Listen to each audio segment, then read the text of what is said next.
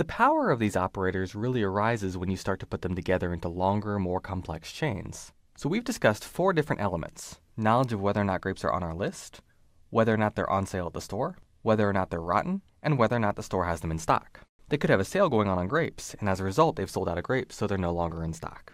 So we could chain them together into this longer logical expression. It looks kind of complicated, but it really does a good job of mimicking the way we think about the real world.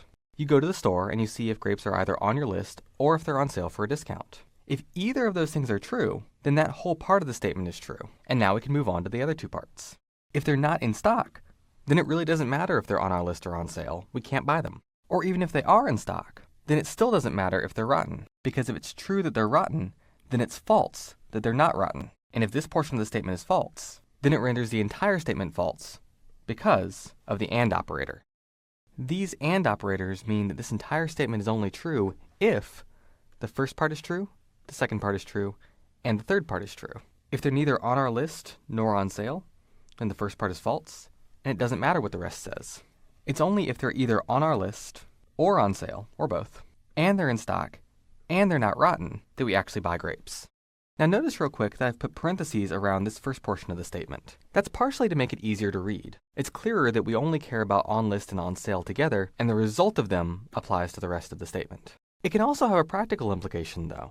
Whereas here, if I erase those parentheses, the result would be the same, because most computers will read left to right. If I had moved that to the end, the result would have been different. If we ended with or on sale, then as long as they were on sale, we would always buy grapes, even if they were rotten, or even if they weren't in stock, although that makes no sense. Because whatever came to the left of the statement would be combined with on sale through that or operator. That will always return true if on sale is true. So it's valuable to use parentheses to organize our statements in ways that make sense. They won't always be necessary, but they often are, and really they're always useful in helping us make sure that things are working the way we expect. Now this kind of logic actually forms an enormous portion of the philosophy of computing, artificial intelligence, and a field called predicate calculus. So if you're interested in this, there's a lot of directions that you can go.